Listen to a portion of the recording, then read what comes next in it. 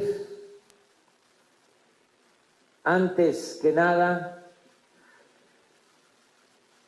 lo económico y social, atender las necesidades de los mexicanos. En la idea de que la paz y la tranquilidad, como aquí se ha mencionado, son frutos de la justicia. Una y mil veces hemos repetido en las plazas públicas del país que no se puede enfrentar la violencia con la violencia, que no se puede apagar el fuego con el fuego, que no se puede enfrentar el mal con el mal, que el mal hay que enfrentarlo haciendo el bien y que hay que atender las causas que originan la violencia. Por eso, el propósito principal para garantizar la paz y la tranquilidad será la de mejorar las condiciones de vida y de trabajo en nuestro pueblo, buscar el bienestar material y al mismo tiempo lograr también el bienestar del alma, el fortalecimiento de los valores culturales, morales, espirituales. Para que haya paz y tranquilidad se requiere acabar con la corrupción, se necesita combatir la pobreza. Repito, se necesita fortalecer nuestros valores, no hacer a un lado esto que es tan importante, el mantener, el fortalecer valores culturales. Está demostrado que en las comunidades indígenas, donde hay más solidaridad,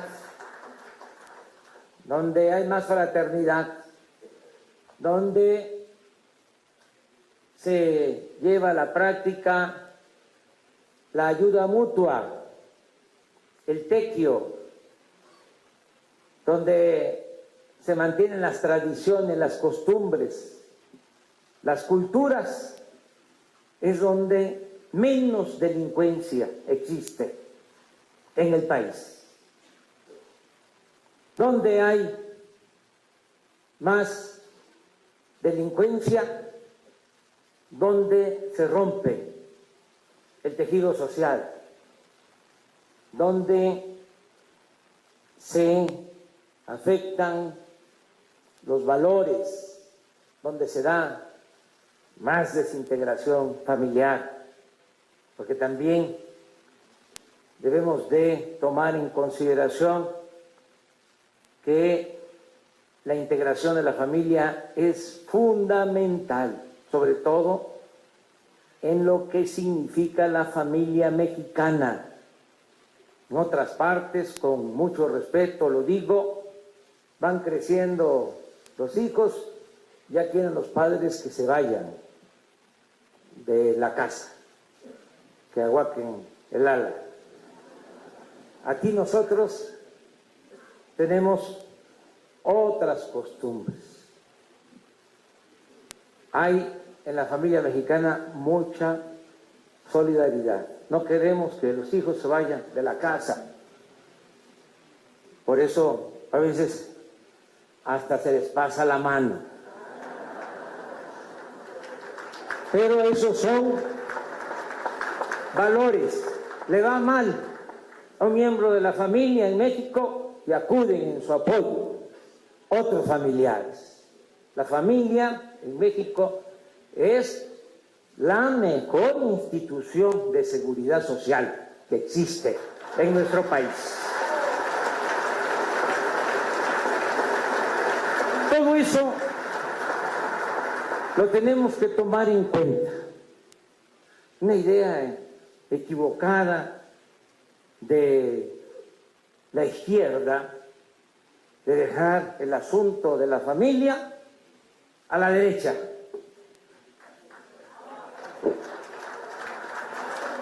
Cuando, desde mi punto de vista, es un error. Nosotros tenemos que apoyar el fortalecimiento de las familias en el sentido amplio, plural, moderno.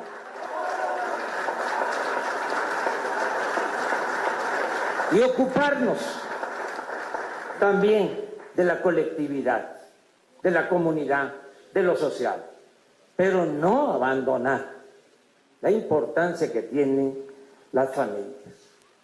Lo otro que es importante en este plan para la paz, para la seguridad, es la atención a los jóvenes.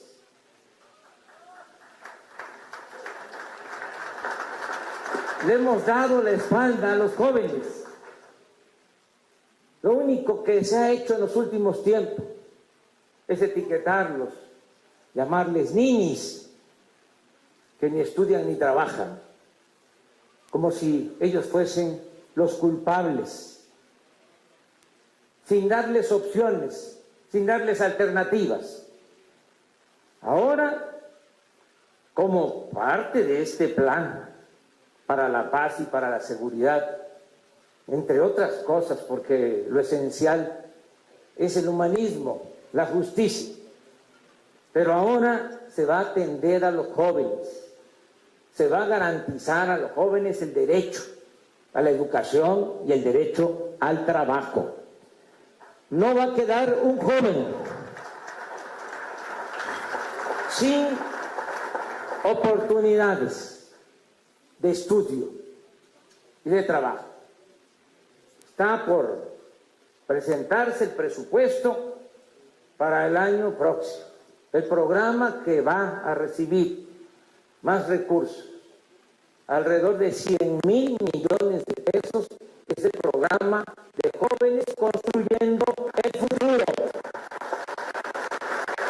el que va a estar destinado a atender a 2,600,000 jóvenes que van a ser contratados, van a tener trabajo y van a tener posibilidad de estudio. Esto es la base del plan para la seguridad. Es como en la medicina, la prevención, como en muchas actividades de la vida, que lo fundamental es prevenir todo lo que se va a llevar a cabo en el bienestar de la gente, va a ayudar mucho para serenar la vida pública del país, para garantizar la paz y la tranquilidad. Eso es, insisto, lo fundamental. Si hablamos en términos cuantitativos, eso significa del plan de seguridad el 80%, el atender las causas que originan la inseguridad y la violencia. Por eso somos distintos los gobiernos anteriores, porque ellos nunca vieron esto, nunca. Siempre pensaron que se podía resolver el problema con medidas coercitivas, con cárceles, con amenazas de mano dura, con leyes más severas. Y por eso el fracaso rotundo en el tema, en el asunto de la seguridad pública. Nosotros le vamos a dar toda la atención al desarrollo económico, al desarrollo social, al fortalecimiento de los valores. Y también tenemos que atender lo que tiene que ver con garantizar la seguridad y ordenar lo relacionado con la protección a los ciudadanos, el que podamos disminuir los delitos, que podamos de manera organizada, de manera unida, con perseverancia, en forma profesional, bajar la incidencia delictiva. No es posible que tengamos 80 homicidios diarios en el país. Tenemos que garantizar la seguridad a los mexicanos, que no haya homicidios, que no haya secuestros, que no haya robo en casa, habitación, en el transporte público, que se garantice el derecho a la vida, el derecho a vivir libres de miedos, de temores. Y por eso es que hemos tomado esta decisión de crear la Guardia Nacional. Nos llevó un tiempo llegar a esta conclusión. ¿Por qué lo de la Guardia Nacional? Porque necesitamos unir todos los recursos, las voluntades que se tienen. Actualmente solo se cuenta de manera formal con la Policía Federal y con las policías ministeriales, también con las policías estatales, con las policías municipales. Pero la verdad, hay mucha descomposición en estos cuerpos policiales. Se creó, como aquí se dijo, hace 20 años la Policía Federal con el propósito de que con esta corporación se garantizara la seguridad pública, de que no interviniera el ejército, que no interviniera la Marina. Pero no se ha consolidado esta corporación. Imagínense, ante un problema tan grave de inseguridad, de violencia, contar solo con esta fuerza no consolidada, en la cual, con honrosas excepciones, hay falta de profesionalismo y de integridad. Y lo mismo sucede con las policías ministeriales y con las policías estatales y con las policías municipales. Entonces, analizamos bien el problema. Son 40,000 policías federales o 40,000 integrantes de la Policía Federal. No todos trabajan en lo operativo, casi la mitad están ocupados de funciones administrativas. Entonces, ¿qué hacer con 20,000 elementos para enfrentar el grave problema de la inseguridad y de la violencia?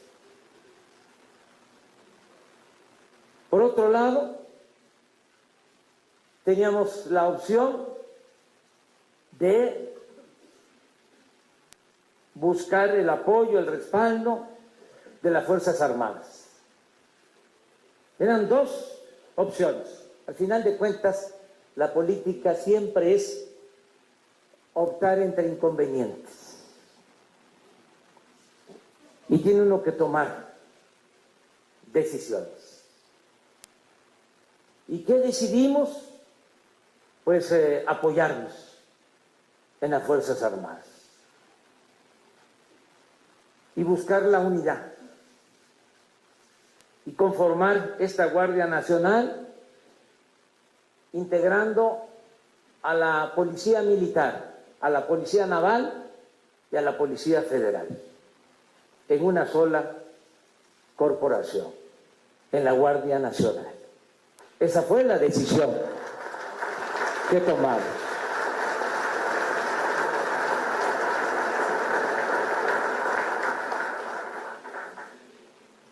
Claro que hay que hacer las adecuaciones al marco legal y por eso, con toda transparencia, estamos tratando este asunto, poniéndolo a consideración de los ciudadanos y de los legisladores. Les pedimos que nos ayuden,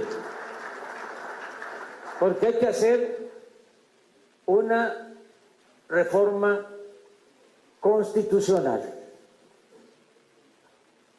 Ya no queremos la simulación, solo en el porfiriato se decía y se usaba la frase de que la Constitución se respetaba en la forma para violarse en el fondo. Nosotros no somos porfiristas. Nosotros vamos a respetar la Constitución en la forma y en el fondo.